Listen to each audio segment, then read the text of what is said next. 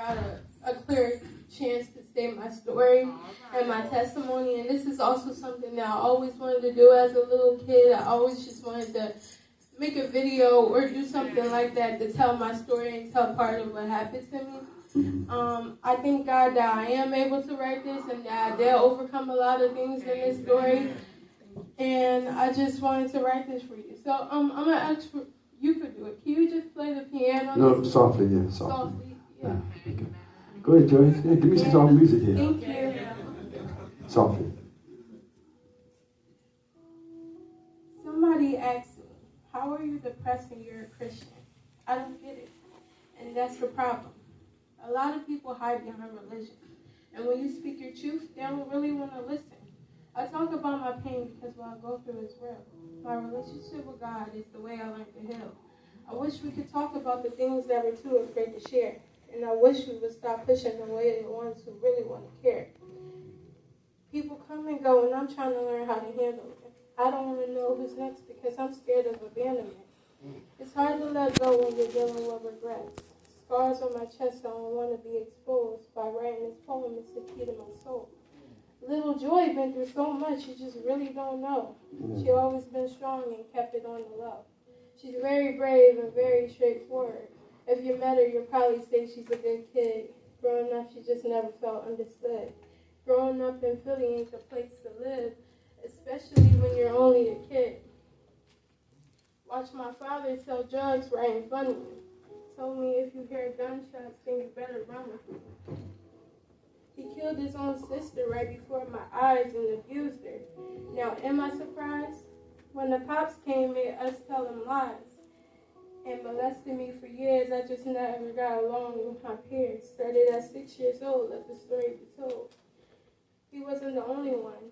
They was passing me around. My uncle did it too. He was actually worse. He didn't even care, put his hands where it hurt. It wasn't until I decided to tell, which was years after. Now you're probably wondering, well, where was her mother? She didn't care. She was a part of the problem. Always told me that I liked being touched. Me telling on her brother was doing too much. The same night I fell to the floor thinking, who really would want me? My situation is poor, thinking nobody respects me. I'll never have more. Little did I know that God will open many doors. Dropped my head and cried for hours. Decided to kill myself, took a handful of pills, took it all at once. Shocked to realize I did not die. I wasn't even tired. I was perfectly fine. Now you cannot tell me there's not a God in the sky. I always felt shy. I just never knew why. A couple days passed. My mom sent me to live away with my dad because the disrespect was getting in the way. We would argue almost every day. She would lock us in the basement to have her way. With her boyfriend, that's why I hated him. This was the year 2020. I was only 11. When I moved to my dad's house, things were getting heavy. Went from being molested every other week to being touched every other day.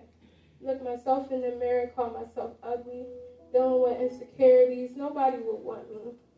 Seen my dad's gun in the corner, picked it up since everybody hate me. Click, click, bow, I forgot the gun was on safety. The same night I had a conversation with the devil. He came in my dream showing me his cool bezels.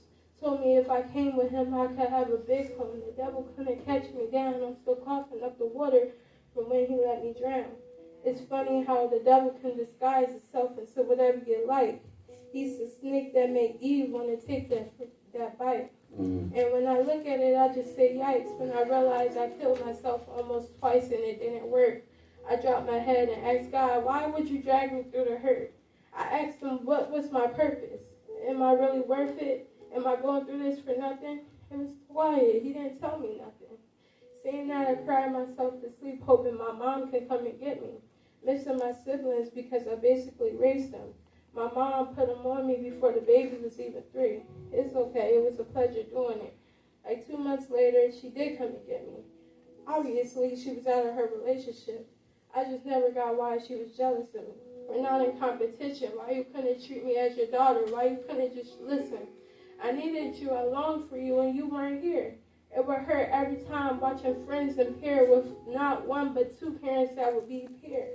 It's okay. I eventually learned how to handle it. They call me grown and promiscuous. She just want to be grown. She just want to do what she want. That's what they thought. I had to redirect myself. And my mind took some time to shine, and it took a long time to climb. But 13 years old, the story gets old.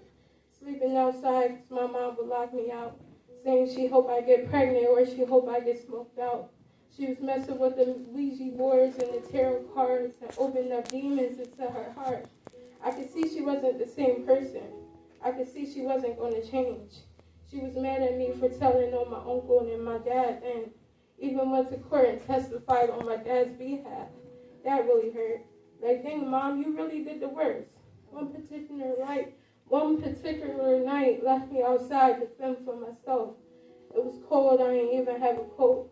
Sleeping at a friend's house, no food in my stomach. Didn't know where to go. Everybody was looking ugly. One night I needed to use somebody's phone. It was 12 o'clock at night, and I was just trying to call home. The guy manipulated me, took me to his house. He tried to offer me crack and even something else.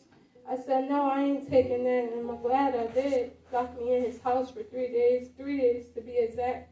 It's a blessing I got out. When I did, I had to find a way, thinking, like, dang, who could I call? Just turned 15, so I bounced like a ball. Called my grandparents. My mom kind of made me stop talking to all my family, had me isolated by myself back then. But at the moment, I needed love and I needed a friend. Of course, my grandma would let me in. And ever since then, I've been good since then. I learned so much, and I learned wisdom and discernment in my journey. I learned not to be so friendly. I also learned that not everybody wants to hurt me. I'm not the little girl that you once knew. I'm not the little girl anymore. I'm a mother now, and it's time to walk in my path. I asked God what is my purpose years before, and He didn't tell me, but now I know. I know why my life has been so hard. I know why I have so many scars, and I know why I didn't have a mom. Now I have a chance to be a more awesome one. You can't expect me to be a little girl when my innocence was taken away.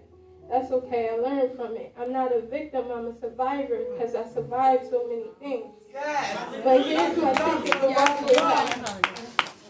And God, my Savior, saved the day. This is just a little testimony, but it goes a long way. I look at it and I say, wow, I used to hate myself. Now I love me so much that I'll date myself. I underestimated myself, seen real love, so I had to change myself. Thank God He showed me the real me. Loving myself is what healed me. I used to think loving myself was hard to the point I tried to kill me. That's what really kills me, because I learned it from the pulpit. The same ones who taught me religion was their son, the same ones who showed me I should lose it. But God made something beautiful, so I embody it daily. I learned to try to be less perfect and more embracing the way that God made me. Real love has safety, so you don't got to be perfect. Not everybody loves you, but that doesn't mean that you're worthless. Some people will never get it, but that doesn't mean that you don't got it. God lifted me up in front of the same people who knew they should never drop me. So hug yourself, give yourself grace, and love yourself. Amen.